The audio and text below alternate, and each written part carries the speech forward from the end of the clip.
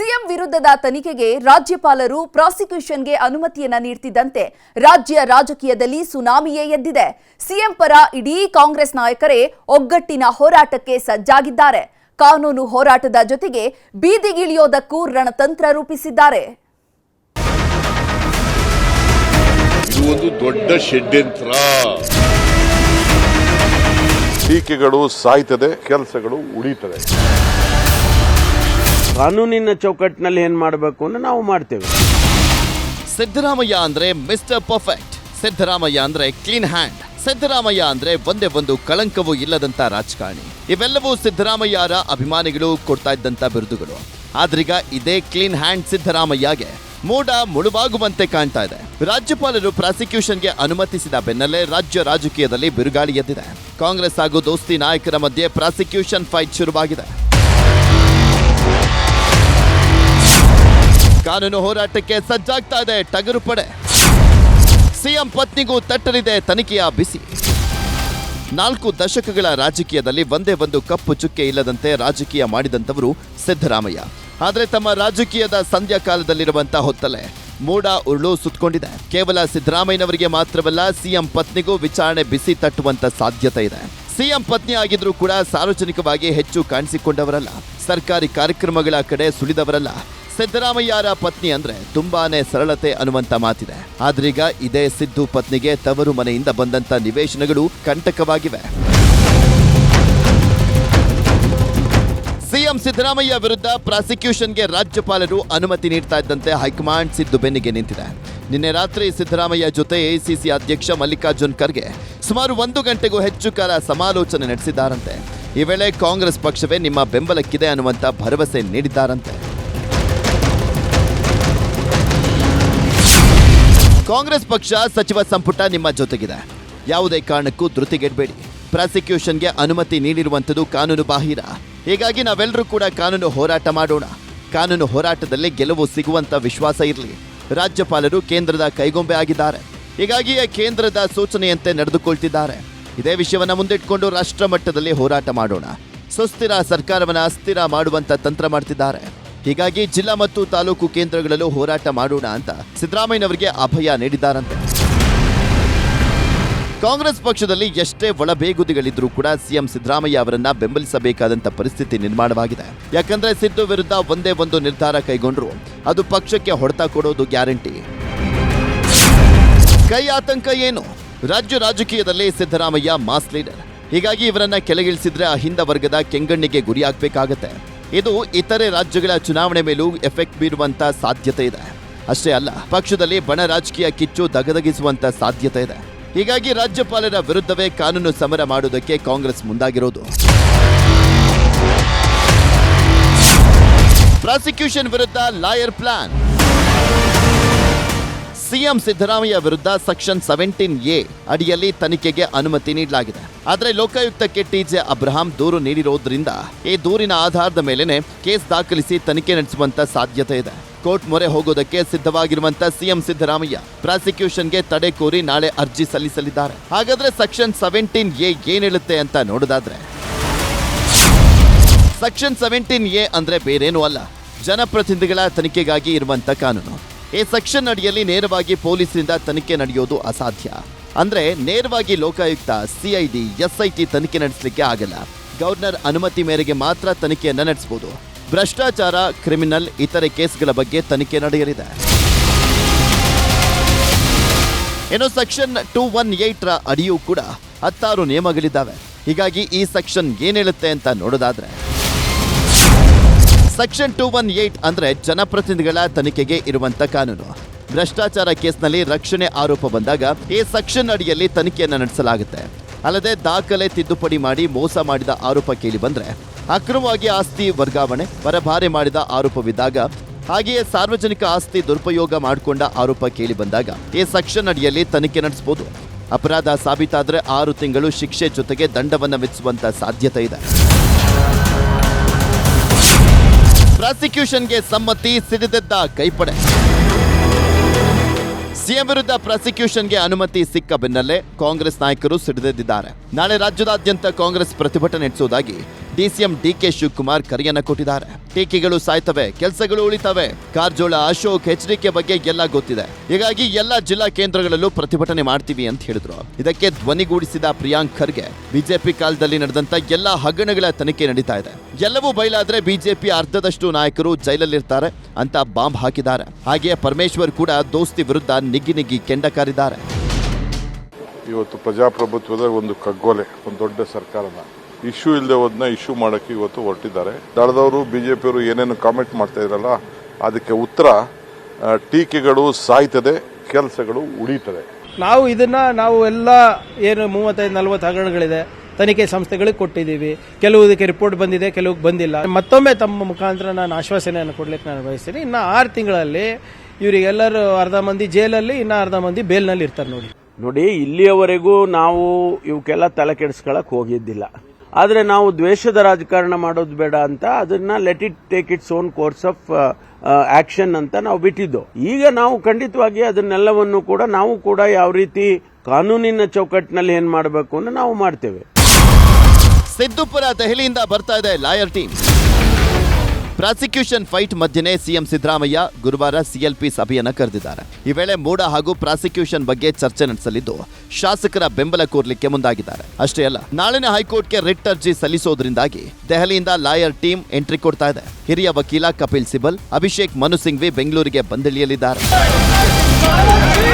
ರಾಜ್ಯಪಾಲರು ಪ್ರಾಸಿಕ್ಯೂಷನ್ಗೆ ಅನುಮತಿ ನೀಡ್ತಾ ಇದ್ದಂತೆ ಕಾಂಗ್ರೆಸ್ ಕಾರ್ಯಕರ್ತರು ಕೆರಳಿ ಕೆಂಡವಾಗಿದ್ದಾರೆ. ಇವತ್ತೇ ರಾಜ್ಯದ ಹಲವೆಡೆ ಪ್ರತಿಭಟನೆ ನಡೆಸಿದ್ದಾರೆ. ಶಿವಮೊಗ್ಗದಲ್ಲಿ ಬಿಎಸ್ವೈ ಮನೆಗೆ ಮುತ್ತಿಗೆ ಹಾಕಲಿಕ್ಕೆ ಯತ್ನ ನಡೆಸಿದ್ದು, ಮೈಸೂರು, ಹಾಸನ, ಚಿಕ್ಕಮಗಳೂರಲ್ಲೂ ಕೂಡ ಪ್ರತಿಭಟನೆಯನ್ನ ಮಾಡಲಾಗಿದೆ. ಹೆದ್ದಾರಿಯಲ್ಲಿ ಟೈರ್ಗೆ ಬೆಂಕಿ ಹಚ್ಚಿ ರಾಜ್ಯಪಾಲರು ಹಾಗೂ ದೋಸ್ತಿ ನಾಯಕರ ವಿರುದ್ಧ ಕಿಡಿಕಾರಿದ್ದಾರೆ. ಇನ್ನು ಸಿಎಂ ವಿರುದ್ಧ ಪ್ರಾಸಿಕ್ಯೂಷನ್ಗೆ ಅನುಮತಿ ಸಿಕ್ಕ ಹಿನ್ನೆಲೆಯಲ್ಲಿ ದೂರುದಾರ ಸ್ನೇಹಮಯಿ ಕೃಷ್ಣ ನ್ಯೂಸ್ 18ಗೆ ಪ್ರತಿಕ್ರಿಯೆಯನ್ನ ಕೊಟ್ಟಿದ್ದಾರೆ. ಮೂಡ ಹಗರಣ ವಿರುದ್ಧ ತನಿಖೆ ಆಗಬೇಕು, ಹೀಗಾಗಿ ಮಂಗಳವಾರ ಕೋರ್ಟ್ಗೆ ಎಲ್ಲ ದಾಖಲೆ ಸಲ್ಲಿಸ್ತೇವೆ ಅಂತ ಹೇಳಿದ್ದಾರೆ. ಈಗ ರಾಜ್ಯಪಾಲರ ಒಂದು ಅನುಮತಿಯನ್ನು ಕೊಟ್ಟರಿಂದ ಮಾನ್ಯ ನ್ಯಾಯಾಲಯ ನಾವು ಈ ಅನುಮತಿ ಪತ್ರ ಸಲ್ಲಿಸ್ತಾ ಇದ್ದೀವಿ. ಸೊ ಅದನ್ನು ಆಧರಿಸಿ 20ನೇ ತಾರೀಕು ಮಾನ್ಯ ನ್ಯಾಯಾಲಯ ಸೂಕ್ತ ಆದೇಶ ಮಾಡುತ್ತೆ ಅಂತೇಳಿ ನಾವು ಕಾದಿದ್ದೀವಿ. ಕಾಂಗ್ರೆಸ್ ನಾಯಕರು ಕುಮಾರಸ್ವಾಮಿ ವಿರುದ್ಧ ಹೋದಲ್ಲಿ ಬಂದಲ್ಲಿ ಕಿಡಿಕಾರ್ತಿದ್ದಾರೆ. ಸಿಎಂ ಸಿದ್ದರಾಮಯ್ಯ ಎಚ್ಡಿಕೆ ಮೇಲೂ ಕೂಡ ಕೇಸ್ ಇದೆ ಅಂತ ಹೇಳಿದ್ರು. ಇದಕ್ಕೀಗ ಕೇಂದ್ರ ಸಚಿವ ಕುಮಾರಸ್ವಾಮಿ ಟಾಂಗ್ ಕೊಟ್ಟಿದ್ದಾರೆ. ಕುಮಾರಸ್ವಾಮಿ ಮೇಲೆ ನವೆಂಬರ್ ತಿಂಗಳಿಂದ ಪಿಟಿಷನ್ ಇದೆ, ಜೊಲ್ಲೆ ಮೇಲಿದೆ, ನಿರಾಣಿ ಮೇಲಿದೆ, ಜನಾರ್ದನ್ ರೆಡ್ಡಿ ಮೇಲಿದೆ. ಅವರೆಲ್ಲರನ್ನೂ ಬಿಟ್ಬಿಟ್ಟು ನನ್ನ ಮೇಲೇನೆ ಕಳಿಸ್ಬೇಕಾದ್ರೆ ಏನು ಅರ್ಥ? ಕುಮಾರಸ್ವಾಮಿ ಮೇಲೆ ಗವರ್ನರಿಗೆ ನಾವು ಕಳಿಸಿದ್ದು ಅಲ್ಲಿ 8 ತಿಂಗಳಾಯ್ತು, 6 ತಿಂಗಳಾಯ್ತು, ಅವ್ರಿಗೆ ಪರ್ಮಿಷನ್ ಕೊಡ್ಲಿಲ್ಲ. ನಂದು 24 ಗಂಟೆ ಒಳಗೆ ಕೊಟ್ಬಿಟ್ರು, ನೋಟಿಸ್ ಕೊಟ್ಬಿಟ್ರು. ಯಾಕೆ ಈ ಡ್ರಾಮಾಗಳು? ಇದಕ್ಕೆ ಪ್ರಾಸಿಕ್ಯೂಷನ್ಗೆ ಗವರ್ನರಿಗೆ ಕಳಿಸೋ ಈ ಡ್ರಾಮಾ ಯಾಕೆ? ಎದುರಿಸ್ಲಿಕ್ಕ ನಾನು ಬಾಯಿ ಮುಚ್ಚಿಸ್ಲಿಕ್ಕ? ಸಿಎಂಗೆ ಮೂಡ ಕಂಟಕ, ಬಿಜೆಪಿಗೆ ಬ್ರಹ್ಮಾಸ್ತ್ರ. ಸಿಎಂ ವಿರುದ್ಧ ರಾಜ್ಯಪಾಲರು ಪ್ರಾಸಿಕ್ಯೂಷನ್ಗೆ ಅನುಮತಿ ನೀಡ್ತಾ ಇದ್ದಂತೆ ದೋಸ್ತಿ ನಾಯಕರು ಫುಲ್ ಆಕ್ಟಿವ್ ಆಗಿದ್ದಾರೆ. ಇದೇ ವಿಷಯವನ್ನ ಮುಂದಿಟ್ಕೊಂಡು ಹೋರಾಟ ತೀವ್ರಗೊಳಿಸೋದಕ್ಕೆ ಪ್ಲಾನ್ ರೆಡಿ ಮಾಡಿದ್ದಾರೆ. ಸಿಎಂ ರಾಜೀನಾಮೆಗೆ ಆಗ್ರಹಿಸಿ ನಾಳೆ ದೋಸ್ತಿ ನಾಯಕರು ಪ್ರತಿಭಟನೆ ನಡೆಸಲಿಕ್ಕೆ ಮುಂದಾಗಿದ್ದಾರೆ. ವಿಧಾನಸೌಧದ ಮುಂಭಾಗದಲ್ಲೂ ಕೂಡ ನಾವು ಪ್ರತಿಭಟನೆಯನ್ನ ನಾಳೆ ಹಮ್ಮಿಕೊಂಡಿದ್ದೀನಿ. ನಾನು ಅದಕ್ಕೆ ಕರೆ ಕೊಡ್ತಾ ಇದ್ದೀನಿ. ನಮ್ಮೆಲ್ಲ ಶಾಸಕರು, ದಯವಿಟ್ಟು MLCಗಳು ಮುಖ್ಯಮಂತ್ರಿಯ ರಾಜೀನಾಮೆಗೆ ನಾವು ಆಗ್ರಹಿಸಿ ನಾವು ಕೂಡ ನಾಳೆ ಹೋರಾಟವನ್ನ ನಾವು ಮಾಡೋರಿದ್ದೀವಿ. ಒಟ್ಟಿನಲ್ಲಿ ಮೂಡ ಹಗರಣ ಕೇವಲ ಸಿದ್ದರಾಮಯ್ಯನವರಿಗೆ ಮಾತ್ರ ಅಲ್ಲ, ಕಾಂಗ್ರೆಸ್ ಪಕ್ಷಕ್ಕೆ ಕಂಟಕವಾಗಿ ಕಾಡ್ತಾ ಇರುವಂತದ್ದು ಸುಳ್ಳಲ್ಲ. Bureau report, news 18. ಈ ಬಾರಿ ಒಳ್ಳೆಯ ಮಳೆಯಾಗಿದ್ರೂ ಆ 4 ಜಿಲ್ಲೆಯ ಜನರಿಗೆ ಬರಗಾಲದ ಆತಂಕ ಶುರುವಾಗಿತ್ತು. ತುಂಬಿ ತುಳುಕ್ತಿದ್ದ ಜಲಾಶಯ ಎಲ್ಲಿ ಖಾಲಿಯಾಗುತ್ತೋ ಅಂತ ಆತಂಕಕ್ಕೀಡಾಗಿದ್ರು. ವಾರ ಕಳೀತಿದ್ದಂತೆ ಕೊನೆಗೂ ಸಂಕಷ್ಟಕ್ಕೆ ಮುಕ್ತಿ ಸಿಕ್ಕಿದೆ. ಟಿಬಿ ಡ್ಯಾಂನ ಕ್ರಸ್ಟ್ ಗೇಟ್ ಬಂದ್ ಆಗಿದೆ. ತುಂಗಭದ್ರಾ ಒಡಲು ಹೊಡೆದಾಗ ನಮ್ಮೆಲ್ಲರ ಜೀವ ಹೋದಂಗಾಗಿದೆ. ಮೇಜರ್ ಯಾವಾಗ ನಾವು ನೋಡಿಲ್ಲ. ಕ್ರಸ್ಟ್ ಗೇಟ್ 19ನ ಸಂಪೂರ್ಣವಾಗಿ ಈಗ ಬಂದ್ ಮಾಡಿರ್ತಕ್ಕಂಥದ್ದು. ಒಂದು ವಾರದ ನಂತರ ಬಂದಾಯಿತು ಟಿಬಿ ಕ್ರಸ್ಟ್ ಗೇಟ್. ಹರಿಯುತ್ತಿದ್ದ ನೀರು ಬಂದ್, ಕನ್ನಯ್ಯ ಪ್ಲಾನ್ ಸಕ್ಸಸ್.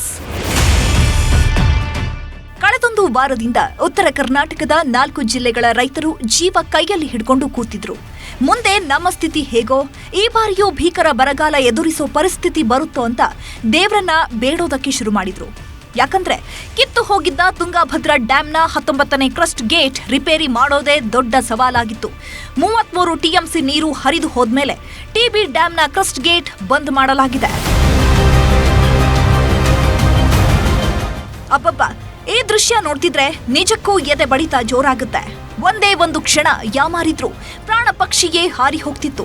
ತುಂಬಿ ತುಳುಕುತ್ತಿದ್ದ ಜಲಾಶಯದಲ್ಲಿ ಕ್ರಸ್ಟ್ ಗೇಟ್ ಅಳವಡಿಸೋದು ಅಂದ್ರೆ ತಮಾಷೆ ಮಾತಲ್ಲ, ಒಂಥರ ಸಾವಿನ ಜೊತೆಗಿನ ಸೆರಸ. ಆದ್ರೆ ಜೀವವನ್ನೇ ಪಣಕ್ಕಿಟ್ಟಿದ್ದ ಸಿಬ್ಬಂದಿ ಉಕ್ಕಿ ಹರಿಯೋ ನೀರಿನ ಮೇಲೆಯೇ ಗೇಟ್ ಫಿಕ್ಸ್ ಮಾಡೋ ಕೆಲಸ ಮಾಡಿದ್ರು. 1 ವಾರದಿಂದ ವಿಜಯನಗರದಲ್ಲೇ ಮೊಕ್ಕಾಂ ಹೂಡಿದ್ದ ಡ್ಯಾಂ ತಜ್ಞ ಕನ್ನಯ್ಯ ನಾಯ್ಡು ಕೊನೆಗೂ ಹಿಡಿದ ಕೆಲಸವನ್ನ ಮಾಡಿ ಮುಗಿಸಿದ್ದಾರೆ. ಕಳೆದ 7 ದಿನಗಳ ಬಳಿಕ ನಿರಂತರ ಕಾರ್ಯಾಚರಣೆ ಮೂಲಕ ಕ್ರಸ್ಟ್ ಗೇಟ್ 19 ಕೊಚ್ಚೋಗಿತ್ತು. ಈಗ ಸಂಪೂರ್ಣವಾಗಿ 5 ಸ್ಟಾಪ್ ಲಾಕ್ ಗೇಟ್ಗಳನ್ನು ಅಳವಡಿಸೋದ್ರ ಮೂಲಕ ಸಂಪೂರ್ಣವಾಗಿ ಕ್ರಸ್ಟ್ ಗೇಟ್ 19 ಸಂಪೂರ್ಣವಾಗಿ ಈಗ ಬಂದ್ ಮಾಡಿರ್ತಕ್ಕಂಥದ್ದು. TB dam gate close, Ballari ಜನ ಖುಷ್. ಇವತ್ತು ತುಂಗಭದ್ರಾ ಡ್ಯಾಂನ 19ನೇ ಕ್ರಸ್ಟ್ ಗೇಟ್ ಕ್ಲೋಸ್ ಆಗಿದೆ ಅಂದ್ರೆ ಅದರ ಸಂಪೂರ್ಣ ಕ್ರೆಡಿಟ್ ಕನ್ನಯ್ಯ ನಾಯ್ಡು ಅವರಿಗೆ ಸಲ್ಲಬೇಕು. ಜೊತೆಗೆ ಜಿಂದಾಲ್, ಹಿಂದೂಸ್ತಾನ್, ನಾರಾಯಣ ಇಂಜಿನಿಯರ್ಸ್ ಕೂಡ ಕಡಿಮೆ ಸಮಯದಲ್ಲಿ 5 ಸ್ಟಾಪ್ ಲಾಕ್ಗಳನ್ನ ತಯಾರಿ ಮಾಡಿಕೊಟ್ಟಿದ್ರಿಂದ ಹರಿದು ಹೋಗ್ತಿದ್ದ ನೀರು ಉಳಿತಾಯವಾಗಿದೆ.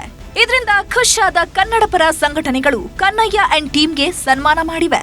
ಡ್ಯಾಮ್ ಕಟ್ಟಬೇಕಾದಂತ ಬಂದಂತ ಕಾರ್ಮಿಕರ ಮಕ್ಕಳೇ ಇವತ್ತು ಡ್ಯಾಮ್ ಅನ್ನ ಪುನರುಜ್ಜೀವನಗೊಳಿಸಿರುವಂತದ್ದು ನಿಜವಾಗ್ಲೂ ಕೂಡ ತುಂಗಭದ್ರಾ ನಮಗೆ ವರವನ್ನೇ ಕೊಟ್ಟಂತೆ ನಮಗೆ ಅನಿಸ್ತಾ ಇದೆ. ಸಮಸ್ಯೆ ಅಂತೂ ಭಾಳ ಬಂತು. ಎಲ್ಲ ಸೇಫ್ಟಿ ಮೆಜರ್ ತಗೊಂಡು ಎಲ್ಲರಿಗೆ ಒಂದು ಸ್ಕಿಲ್ಡ್ ಇದ್ವಿ, ನಾವೆಲ್ಲರೂ ಟ್ಯಾಲೆಂಟ್ ಇತ್ತು, ಇದ್ರ ಮೇಲೆ ಎಕ್ಸ್ಪೀರಿಯನ್ಸ್ ಮೇಲೆ ಮಾಡಿಕೊಟ್ಟಿವಿ. ಕ್ರಸ್ಟ್ ಗೇಟ್ ಅಳವಡಿಕೆ ಸಕ್ಸಸ್, ಸಿಬ್ಬಂದಿಗೆ 50,000 ಗಿಫ್ಟ್. ಮೊನ್ನೆಯಷ್ಟೇ ಟಿಬಿ ಡ್ಯಾಂ ವೀಕ್ಷಣೆಗೆ ಬಂದಿದ್ದ ಸಚಿವ ಜಮೀರ್ ಅಹಮದ್ ಖಾನ್ ದೇವರ ಬಳಿ ಪ್ರಾರ್ಥನೆ ಮಾಡಿ ಹೋಗಿದ್ರು. ಅಷ್ಟೇ ಅಲ್ಲ, ಆದಷ್ಟು ಬೇಗ ಗೇಟ್ ಕ್ಲೋಸ್ ಮಾಡಿದ್ರೆ ಎಲ್ಲ ಸಿಬ್ಬಂದಿಗೆ ತಲಾ 50,000 ಕೊಡ್ತೀನಿ ಅಂತಾನೂ ಹೇಳಿದ್ರು. ಆವತ್ತು ಹೇಳಿದಂತೆಯೇ ಈಗ ನಡ್ಕೊಂಡಿದ್ದಾರೆ. ಕಂಪ್ಲಿ ಶಾಸಕ ಗಣೇಶ್ ನೇತೃತ್ವದಲ್ಲಿ ಸಿಬ್ಬಂದಿಗೆ ಸನ್ಮಾನ ಮಾಡೋ ಮೂಲಕ ಸಿಬ್ಬಂದಿಗೆ 50,000 ರೂಪಾಯಿ ಉಡುಗೊರೆ ನೀಡಿದ್ದಾರೆ. ಅವ್ರಿಗೇನು ನಾನು ಸಹಾಯಧನ ಘೋಷಣೆ ಮಾಡೀನಿ, ಅದನ್ನ ಕೊಡ್ಬೇಕಂತಂದು ಹೇಳೋದ್ರ ಮುಖಾಂತರ ಇವತ್ತೇನು ಆ ಕಾರ್ಮಿಕರಿಗೆ ಯಾವುದೇ ಸಣ್ಣ ಪುಟ್ಟ ಬಂದರೂ ಕೂಡ ಅದ್ರ ಜವಾಬ್ದಾರಿ ನಾನು ತಾಂತಂದು ಇವತ್ತೇನು ಜಮೀರನ್ನ ಹೇಳಿದ್ದಾರೆ, ಅವ್ರಿಗೆ ನಿಜವಾಗಿ ಆ ದೇವರು ಕೂಡ ಒಳ್ಳೇದು ಮಾಡಲಿ ಅಂತ ನಾನು ಹೇಳಿ ಭಾವಿಸ್ತೇನೆ. ಕಳೆದೊಂದು ವಾರದಿಂದ ನಿರಂತರವಾಗಿ ನೀರು ಹರಿದೋದ ಪರಿಣಾಮ ತುಂಬಿ ತುಳುಕುತ್ತಿದ್ದ ಟಿಬಿ ಡ್ಯಾಂ ಖಾಲಿಯಾಗಿದೆ. ಹಾಗಾದ್ರೆ ಸದ್ಯ ಟಿಬಿ ಡ್ಯಾಂನಲ್ಲಿ ನೀರಿನ ಮಟ್ಟ ಎಷ್ಟಿದೆ ಅಂತ ನೋಡೋದಾದ್ರೆ 105 ಟಿಎಂಸಿ ಸಾಮರ್ಥ್ಯದ ತುಂಗಭದ್ರಾ ಡ್ಯಾಂ ಈ ಬಾರಿ ತುಂಬಿ ತುಳುಕುತ್ತಿತ್ತು. ರಾಜ್ಯಾದ್ಯಂತ ಉತ್ತಮ ಮಳೆಯಾಗಿದ್ರಿಂದ ಡ್ಯಾಂ ಭರ್ತಿಯಾಗಿತ್ತು. ಆದ್ರೆ 19ನೇ ಕ್ರಸ್ಟ್ ಗೇಟ್ ಕಿತ್ ಹೋದ ಪರಿಣಾಮ 33 ಟಿಎಂಸಿ ನೀರು ಹರಿದೋಗಿದೆ. ಹೀಗಾಗಿ ಸದ್ಯ ಉಳಿದಿರೋದು 72.36 ಟಿಎಂಸಿ ಮಾತ್ರ. ಈಗಲೂ ಕೂಡ ಜಲಾಶಯಕ್ಕೆ 44,989 ಕ್ಯೂಸೆಕ್ ನೀರಿನ ಒಳಹರಿವಿದ್ದು 10,600 ಕ್ಯೂಸೆಕ್ ನೀರನ್ನ ಹೊರಬಿಡಲಾಗ್ತಾ ಇದೆ. ಮುಂದಿನ ದಿನಗಳಲ್ಲಿ ಉತ್ತಮ ಮಳೆಯಾಗಿದ್ದೇ ಆದ್ರೆ ಟಿಬಿ ಡ್ಯಾಂ ಮತ್ತೆ ತುಂಬಿ ತುಳುಕಲಿದೆ. ಟಿಬಿ ಡ್ಯಾಂನ ಗೇಟ್ ಕಿತ್ ಹೋದ ದಿನದಿಂದಲೂ ರೈತರು ಕಂಗಾಲಾಗಿದ್ರು. ಈ ಬಾರಿಯೂ ಎಲ್ಲಿ ಮತ್ತೆ ಬರಗಾಲ ಬಂದೊದಗುತ್ತೋ ಅನ್ನೋ ಆತಂಕದಲ್ಲಿದ್ರು. ಆದ್ರೀಗ ನೀರಿನ ಹರಿವಿಗೆ ಗೇಟ್ ಬಿದ್ದಿರೋದ್ರಿಂದ 4 ಜಿಲ್ಲೆಗಳ ರೈತರು ಖುಷಿಯಾಗಿದ್ದಾರೆ. ಒಟ್ನಲ್ಲಿ ತುಂಗಭದ್ರಾ ಜಲಾಶಯ ಮತ್ತೆ ಯಥಾಸ್ಥಿತಿಗೆ ಬಂದಿದ್ದು ಬರಿದಾಗುವ ಆತಂಕ ದೂರವಾದಂತಾಗಿದೆ. ಬಸವರಾಜ್ ಹರನಹಳ್ಳಿ, ನ್ಯೂಸ್ 18, ಬಳ್ಳಾರಿ.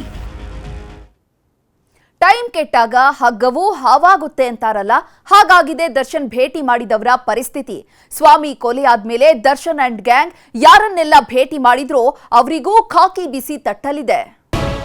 ಮಾಡಿದವನ ಪಾಪ ಆಡಿದವರ ಬಾಯಲ್ಲಿ ಅಂತಾರಲ್ಲ, ಈ ಮಾತು ನಟ ದರ್ಶನ್ ಪ್ರಕರಣಕ್ಕೆ ಸರಿಯಾಗಿ ಸೂಟ್ ಆಗ್ತಾ ಇದೆ. ಯಾಕಂದ್ರೆ ಕೊಲೆ ಮಾಡಿಲ್ಲ, ಶೆಡ್ಗೆ ಹೋಗಿಲ್ಲ, ಸ್ವಾಮಿ ಯಾರು ಅನ್ನೋದು ಸಹ ಗೊತ್ತಿಲ್ಲ. ಆದ್ರೆ ಸ್ವಾಮಿ ಕೊಲೆ ಮಾಡಿದವರ ಜೊತೆ ಮಾತುಕತೆ ನಡೆಸಿದ್ದೇ ಕಂಟಕವಾಗಿ ಕಾಡೋದಕ್ಕೆ ಶುರುವಾಗಿದೆ. ಆರೋಪಿಗಳು ಯಾರನ್ನೆಲ್ಲ ಸಂಪರ್ಕ ಮಾಡಿದ್ರು, ಏನೇನ್ ಚರ್ಚೆ ಮಾಡಿದ್ರು ಅಂತ ತನಿಖೆ ನಡೆಸೋದಕ್ಕೆ ಪೊಲೀಸರು ಫೀಲ್ಡ್ಗೆ ಇಳಿದಿದ್ದಾರೆ. ಡಿ ಗ್ಯಾಂಗ್ನ 17 ಆರೋಪಿಗಳನ್ನ ಮೀಟ್ ಮಾಡಿದವರು ಈಗ ಒಂದೇ ಕಣ್ಣಲ್ಲಿ ಅಳೋದಕ್ಕೆ ಶುರುವಾಗಿದ್ದಾರೆ.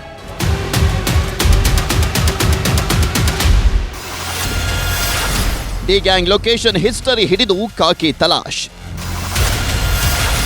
26ಕ್ಕೂ ಹೆಚ್ಚು ಮಂದಿಗೆ ಡಿ ಗ್ಯಾಂಗ್ ಸಂಪರ್ಕ ಸಂಕಷ್ಟ. ಟೈಮ್ ಕೆಟ್ಟಾಗ ಹಗ್ಗವೂ ಹಾವಾಗುತ್ತೆ ಅಂತಾರಲ್ಲ, ಇದಕ್ಕೆ ನೋಡಿ. ಸ್ವಾಮಿ ಕೊಲೆ ನಂತರ ದರ್ಶನ್ ಅಂಡ್ ಗ್ಯಾಂಗ್ ಜೊತೆ ಯಾರೆಲ್ಲ ಮಾತುಕತೆ ನಡೆಸಿದ್ರು ಅವರೆಲ್ಲ ಈಗ ಕೈ ಹಿಸುಕಿಕೊಳ್ತಿದ್ದಾರೆ. ಯಾರೋ ಮಾಡಿದ ತಪ್ಪಿಗೆ ನಾವು ವಿಚಾರಣೆ ಬಿಸಿ ಅನುಭವಿಸ್ಬೇಕಲ್ಲ ಅಂತ ಪರಿತಪಿಸ್ತಾ ಇದ್ದಾರೆ. ಕೊಲೆ ಮಾಡೋದೆಷ್ಟು ತಪ್ಪೋ, ಕೊಲೆ ಬಗ್ಗೆ ಮಾಹಿತಿ ಮುಚ್ಚಿಡೋದು ಕೂಡ ಅಷ್ಟೇ ತಪ್ಪು. ಇದೇ ಈಗ ಒಂದಿಷ್ಟು ಮಂದಿಗೆ ಉರುಳಾಗಿ ಕಾಡೋದಕ್ಕೆ ಶುರುವಾಗಿದೆ. ಸ್ವಾಮಿ ಕೊಲೆ ಮಾಡಿ ರಾಜಕಾಲುವೆ ಬಳಿ ಎಸೆದು ಬಂದಿದ್ದಂಥ ಹಂತಕರು 2 ದಿನ ಮಾಡಬಾರ್ದ ಪ್ಲಾನನ್ನೆಲ್ಲ ಮಾಡಿದ್ದಾರೆ. ಕೊಲೆ ಟೆನ್ಷನ್ನಲ್ಲಿ ಒಂದಿಷ್ಟು ಮಂದಿಯನ್ನ ಸಂಪರ್ಕ ಮಾಡಿದ್ರು. ಏನೋ ಮಾಡೋದಕ್ಕೆ ಹೋಗಿ ಏನೋ ಆಗೋಗಿದೆ, ಮುಂದೇನ್ ಮಾಡ್ಬೋದು ಅಂತೆಲ್ಲ ಸಲಹೆಯನ್ನ ಪಡೆದಿದ್ರು. ಅವತ್ತು ದರ್ಶನ್ ಅಂಡ್ ಗ್ಯಾಂಗಿಗೆ ಯಾರೆಲ್ಲ ಟಿಪ್ಸ್ ಕೊಟ್ಟಿದ್ರು ಅವರೆಲ್ಲ ಈಗ ತಲೆ ಚಚ್ಕೊಳ್ತಾ ಇದ್ದಾರೆ. ಇರಲಾರದೆ ಇರುವೆ ಬಿಟ್ಕೊಂಡ್ವಲ್ಲ ಅಂತ ನೊಂದು ಬೆಂದು ಹೋಗ್ತಿದ್ದಾರೆ. ಈಗಾಗಲೇ 26ಕ್ಕೂ ಹೆಚ್ಚು ಮಂದಿಗೆ ಖಾಕಿ ಡ್ರಿಲ್. ಸ್ವಾಮಿ ಕೊಲೆ ಕೇಸ್ನಲ್ಲಿ ಸಣ್ಣದೊಂದು ಸಾಕ್ಷ್ಯವನ್ನು ಕೂಡ ಬಿಡದಂತ ಪೊಲೀಸರು ದರ್ಶನ್ ಗ್ಯಾಂಗ್ ಭೇಟಿಯಾಗಿದ್ದಂತ 26ಕ್ಕೂ ಹೆಚ್ಚು ಮಂದಿಯ ಲೊಕೇಶನ್ ಟ್ರ್ಯಾಪ್ ಮಾಡಿ ವಿಚಾರಣೆ ನಡೆಸಿದ್ದಾರೆ. ಇನ್ನು ಹಲವರನ್ನ ಭೇಟಿಯಾಗಿರುವಂತದ್ರ ಬಗ್ಗೆ ಪೊಲೀಸರಿಗೆ ಮಾಹಿತಿ ಸಿಕ್ಕಿರೋದ್ರಿಂದ ಅವರಿಗೂ ಕೂಡ ನೋಟಿಸ್ ಕೊಡೋದಕ್ಕೆ ಸಕಲ ತಯಾರಿಯನ್ನ ಮಾಡಿಕೊಂಡಿದ್ದಾರೆ. ಕೊಲೆ ಬಳಿಕ 17 ಆರೋಪಿಗಳು ಎಲ್ಲೆಲ್ಲಿ ಸಂಚಾರ ಮಾಡಿದ್ರು ಅನ್ನುವಂಥ ಮಾಹಿತಿ ಈಗಾಗಲೇ ಪೊಲೀಸರ ಕೈ ಸೇರಿದೆ. ಇದರ ಜಾಡನ್ನ ಹಿಡಿದು ಯಾರನ್ನೆಲ್ಲ ಭೇಟಿಯಾಗಿದ್ರು ಅಂತ ಮಾಹಿತಿ ಕಲೆ ಹಾಕಿದ್ದಾರೆ. ಅಲ್ಲದೆ ಮೊಬೈಲ್ ಲೊಕೇಶನ್ ಆಧಾರದಲ್ಲಿ ಮಾಹಿತಿ ಸಂಗ್ರಹಿಸಿದ್ದು ಒಟ್ಟು 26ಕ್ಕೂ ಹೆಚ್ಚು ಮಂದಿಯನ್ನ ಈಗಾಗಲೇ ವಿಚಾರಣೆ ನಡೆಸಿದ್ದಾರೆ.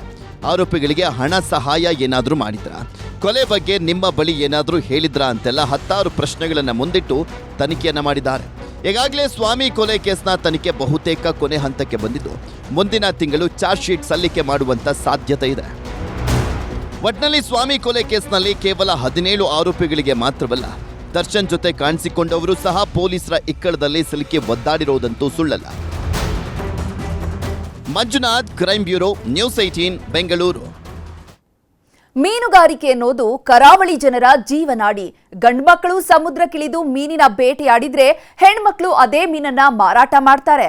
ಆದ್ರೆ ಇಲ್ಲೊಬ್ಳು ಗಟ್ಟಿಗಿತ್ತಿದ್ದಾಳೆ. ಅಪ್ಪನ ಜೊತೆ ತಾನೂ ಸಮುದ್ರಕ್ಕಿಳಿದು ಮೀನಿನ ಬೇಟೆಯಾಡ್ತಿದ್ದಾಳೆ. ರಕ್ಕಸ ಅಲೆಗಳ ಮಧ್ಯೆ ಮೀನಿನ ಶಿಕಾರಿ. ಮತ್ಸ್ಯ ಬೇಟೆಯಲ್ಲಿ ಎತ್ತಿದ ಕೈ ಈ ಕರಾವಳಿ ಕುವರಿ.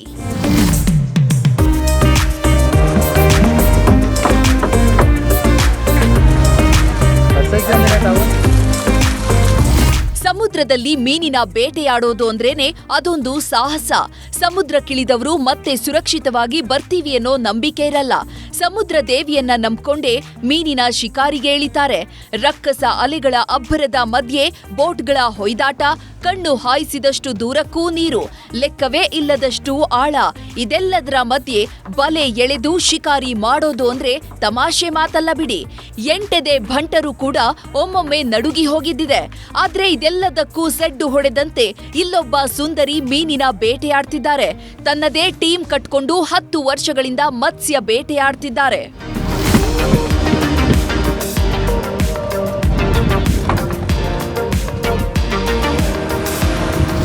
ಇವ್ರೆ ಮಂಗಳೂರಿನ ಮತ್ಸ್ಯ ರಾಣಿ ಪ್ರಾಪ್ತಿ ಮೆಂಡನ್. ಬೆಂಗ್ರೆಯ ಮತ್ಸ್ಯೋದ್ಯಮಿ ಜಯಪ್ರಕಾಶ್ ಮೆಂಡನ್ ಅವರ ಪ್ರೀತಿಯ ಮಗಳು. ಕಳೆದ 10 ವರ್ಷಗಳಿಂದ ತಂದೆ ಜೊತೆ ಕಡಲಾಳಕ್ಕೆ ಹೋಗಿ ಮೀನುಗಾರಿಕೆ ಮಾಡ್ತಿದ್ದಾರೆ. ಪ್ರಾಪ್ತಿಗೆ ರಾಣಿ ಬಲೆ ಮೀನುಗಾರಿಕೆ ಅಂದ್ರೆ ತುಂಬಾನೇ ಅಚ್ಚುಮೆಚ್ಚು. ಹೀಗಾಗಿಯೇ ಪ್ರತಿ ತಿಂಗಳು ತಮ್ಮ ತಂಡದೊಂದಿಗೆ ಸಮುದ್ರಕ್ಕಿಳಿದು ಮೀನಿನ ಬೇಟೆಯಾಡ್ತಾರೆ. ಅಷ್ಟೇ ಅಲ್ಲ, ಫಿಶರಿಂಗ್ ಮೇಲೆ ಹೆಚ್ಚಿನ ಆಸಕ್ತಿ ಇರೋದ್ರಿಂದ ಫಿಶರೀಸ್ ಪದವಿಯನ್ನು ಮಾಡ್ತಿದ್ದಾರೆ. ನಾನೀಗ ಕರೆಂಟ್ಲಿ ಮಾಸ್ಟರ್ಸ್ ಮಾಡ್ತಿದ್ದೇನೆ ಕಾಲೇಜ್ ಆಫ್ ಫಿಶರೀಸ್ ಮ್ಯಾಂಗ್ಳೂರಲ್ಲಿ in the department of fisheries engineering and technology. ಈಗ 10 ಇಯರ್ಸ್ ಆಗ್ತಾ ಬಂತು. ಸೊ ಇದು ಮಾನ್ಸೂನ್ ಪರ್ಟಿಕ್ಯುಲರ್ಲಿ ನಾನು ನನ್ನ ರಿಸರ್ಚ್ ವರ್ಕಿಗೋಸ್ಕರ ಹೋಗ್ತಿದ್ದೇನೆ. ಸೊ ಪಾಸ್ಟ್ 10 to 15 ಡೇಸಿಂದ ಹೋಗ್ತಾ ಇದ್ದೇನೆ.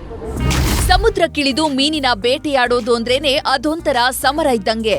ಇಂಥ ಸಾಹಸ ಕೆಲಸವನ್ನ ಮಗಳು ಮಾಡ್ತಿರೋದಕ್ಕೆ ಪ್ರಾಪ್ತಿ ಮೆಂಡನ್ ತಂದೆ ಸಂತಸ ವ್ಯಕ್ತಪಡಿಸಿದ್ದಾರೆ. ದುರ್ಗದಗಳು పోయినత ಅಪ್ಪಗನೆ పోతున్న ಮೀನಿ ಏಕಲೆ ಮೂಜಿ ಕೊಂತಲ ಲೋಡ್ ಮಲ್ಕಂಬ ಇದೆ ಆಯ್ತು ಬಕ ವಿರಾಟದಗಳು పోయిರಿ ಬಕ ರಾಮಾಂಜನದಗಳು ಐದು ಬಕ ನಮ್ಮ ಫೋನ್ ನಂಬರ್ ತಿಳಿಯನಿ. ಮತ್ಸ್ಯ ಬೇಟೆಗೆ ಪುರುಷರೇ ಹೆದರ್ತಾರೆ. ಅಂಥದ್ರಲ್ಲಿ ಹೆಣ್ಣು ಮಗಳೊಬ್ಬಳು ಆಳ ಸಮುದ್ರದಲ್ಲಿ ಮೀನು ಬೇಟೆಯಾಡ್ತಿರೋದು ನಿಜಕ್ಕೂ ಗ್ರೇಟ್.